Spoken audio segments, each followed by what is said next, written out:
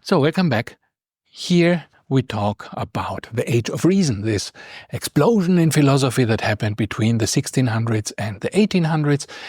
And this is the second video, you could say, in a series. And if you want to see the introduction to this whole period, you can go and watch the previous one. I will link it here.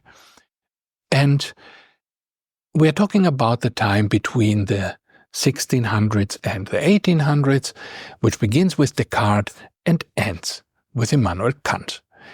But the point to remember is that philosophy does not develop in a vacuum.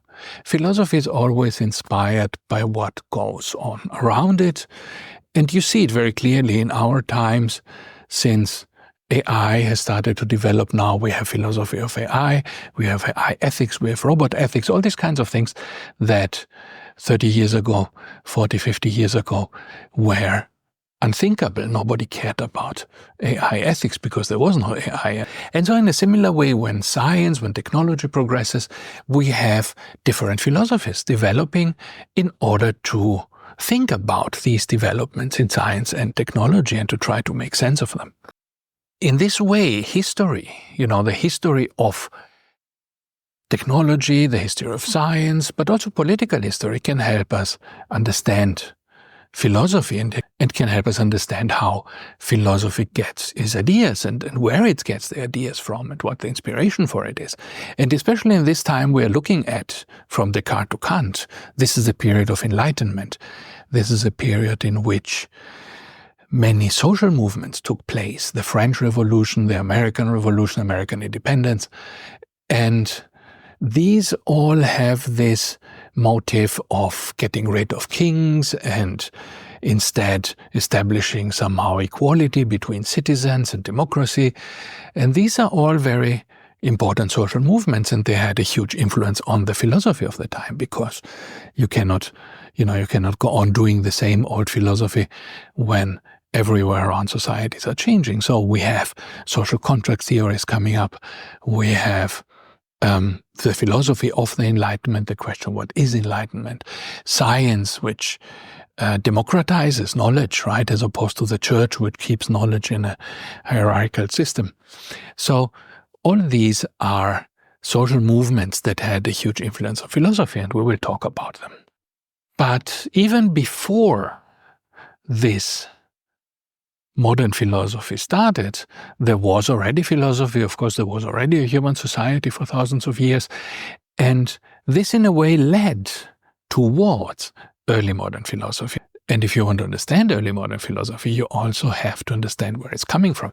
And so this is why, in this video, we will have a short look back to the roots, to the origins that begin, like everything, in ancient Greece primarily.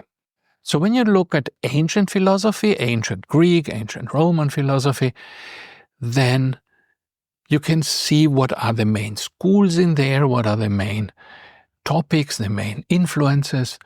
And first, of course, you have the so-called pre-Socratics. These are the beginnings of science, of both philosophy and science, begins with Thales. And this period of pre-Socratic philosophy is one in which philosophers try to find out what nature is made of, what the universe is made of, what the laws of the universe are. But, of course, they did not have the scientific equipment that we have today. They did not have the theories. They did not have the mathematics. So they could not really make a lot of progress in a scientific sense. But what they did was to create this intellectual environment in which they were asking these important questions and trying to answer them, not by saying that there is some God who is responsible for these things, but the world is created within itself, immanently, without some supernatural power, and we can understand it because our brains are able to look at the world and try to understand it. And this is very influential for early modern philosophy, because this is directly opposed to this Christian philosophy, the rule of the church, where the idea was that whatever knowledge you have comes to you from God, and you're not supposed to question it. Instead, now in early modern philosophy, we have this critical period where people say, we want to use our own faculties to understand how the world works. And this starts with the pre-Socratics. And so this period of pre-Socratic philosophy goes from around 650 before Christ to 450, very roughly. I mean, there are many different ways how to limit these periods and how to delineate them, but this is one way to remember it easily. The 200 years from 650 to 450 BC are the pre-Socratics. And obviously they are called pre-Socratics because they come before Socrates. And Socrates was this ancient Greek philosopher who concentrated his efforts on human beings as opposed to nature. So while the pre-Socratics were concerned with what nature is made of, Socrates changed the question and he said, okay, let's see how human beings work. And perhaps, how we perceive nature also depends on how we are made. And so what can human beings actually perceive? And then the question became wider, not only how can human beings understand and perceive the world and what can they know, but also how should they behave, right? Because we are in a society, we have to behave towards others. So this whole area of ethics, what is the right way to act? Some pre-Socratic philosophers did have ethics, but it was never worked out to a great detail. And it was not always justified in a system of philosophy. It was sometimes ad hoc that they would give some rules of behavior. But it is Plato, who was Socrates' student, who first created a whole system. And within the system, the ethics naturally emerged from the surrounding assumptions about how the universe is made. So the ethics in Plato is a natural extension of the rest of his understanding of the world. And so now we are at Plato. Plato is the student of Socrates. Socrates never wrote anything down. He was discussing, he was talking on the market in Athens, and he was questioning, always asking questions. And in the end, he was, perhaps you have heard of it, executed by his fellow Athenians for various reasons having to do with religion or with political reasons, or just with the fact that he was very annoying because he was going and questioning everybody, the experts, and proving that they don't know anything. And so Athenians wanted to get rid of him, and they tried to get rid of him in a more friendly way by just exiling him or giving him the opportunity to flee. But he refused. He said, you will have to kill me, and then for the rest of eternity people will know that you Athenians killed Socrates. And in a way he was right? We still talk about it today. So he got what he wanted. Plato, his student now, wrote down everything we know about Socrates. There are a few other authors who mention Socrates or who sometimes wrote a little more about him, but they are not many and they only focus on particular periods of his life. There's a Second Apology, for example, the speech he gave in court, and there are some more mentions here and there, but Plato is the main source we have. And Plato himself grew up as a student of Socrates. He has various periods of his philosophy in which first he's directly, quoting Socrates. Later he goes a little more into creating his own philosophy. And his philosophy is essentially indistinguishable from Socrates' philosophy because, of course, he was himself a great philosopher, so he was not going to just, like a reporter, write down what Socrates said, but he interpreted it. He tried to write it down in a way that makes more sense. And so in this way, he also adapted it and changed it and put it into his own system. And so while Socrates does not have a clear system, Plato has. And everything that comes out of Platonic philosophy is a part of this Platonic system. And this was very influential for the period we are talking about, for early modern philosophy, because this was a system, Plato's system was a system that was based on the idea that there is an ideal world somewhere. And everything is trying to develop towards this ideal world, right? To become ideal and to become the best thing that it can be, which for him was some kind of philosophical ideal. Human beings were best if they were philosophers.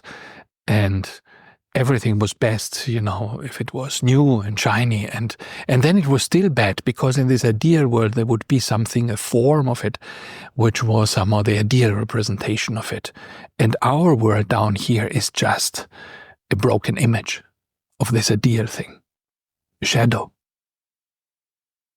And the point here is that Plato starts with this, what later becomes a Christian view, right? That we have an ideal world of God where things are perfect, and then we have this imperfect image down here, which in a way tries to mimic what is in the ideal world, like the Bible says, humans are images of God.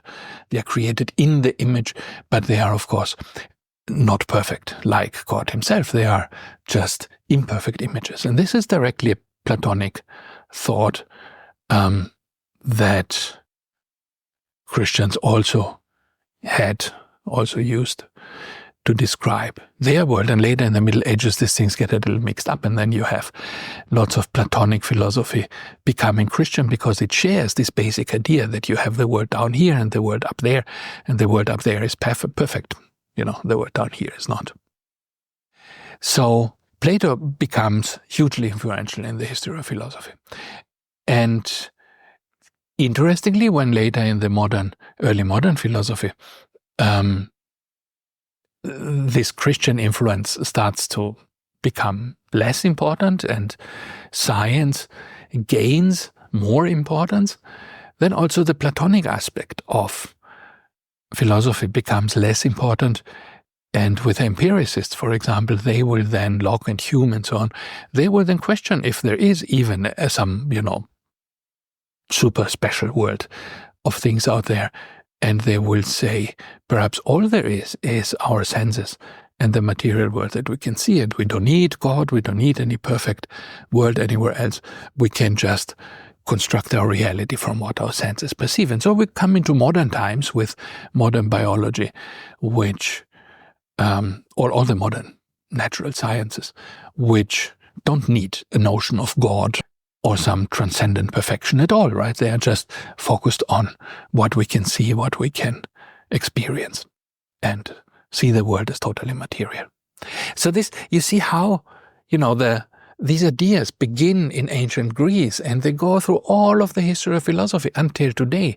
When today we say, we found a dinosaur fossil and this is our ancestor in some way, then we are in a tradition that goes back to Plato, or perhaps in this case, contradicts Plato, but we are in a tradition of thought that spans 2,000 years, 2,500 years.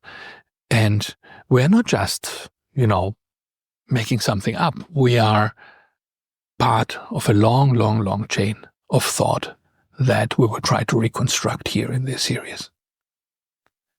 Okay, and the next one is Aristotle, right? Aristotle you've probably also heard of, from 384 to 322 BC.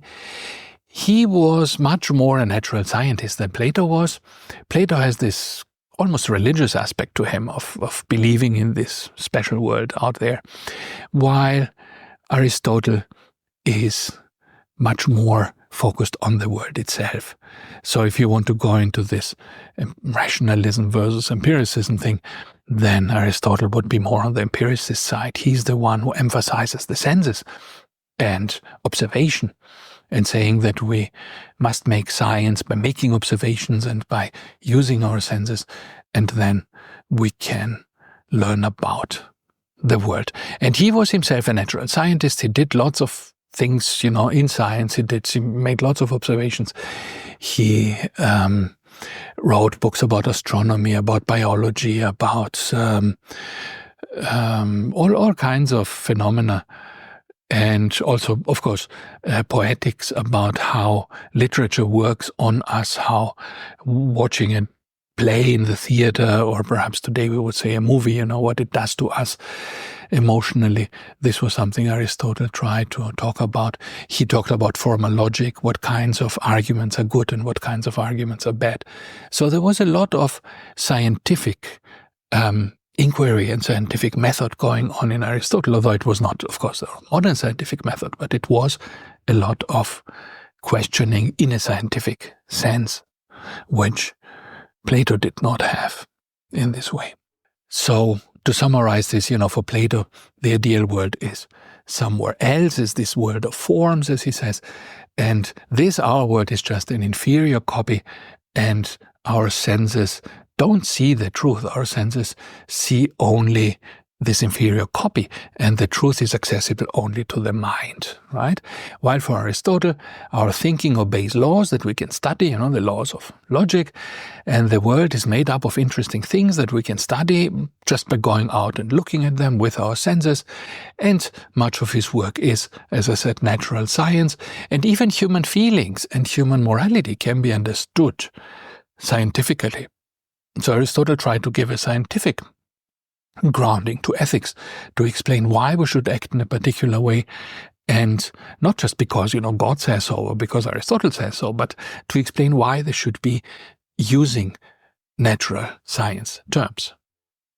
Okay, and so after Aristotle, we have a few more schools. I'm occasionally looking over there where my screen is so I don't forget what I want to say. These are less important for us now for our period, but just for completeness, we have the Epicureans, who are more about the philosophy of happiness. We have the Stoics with Epictetus, Marcus Aurelius, and Seneca the Younger, who are also more about happiness and how to live a human life. So you see later in Roman times and late Greek times, philosophy becomes more focused, not so much on physics, on natural science, but more on the question of how we should live our lives as human beings, right?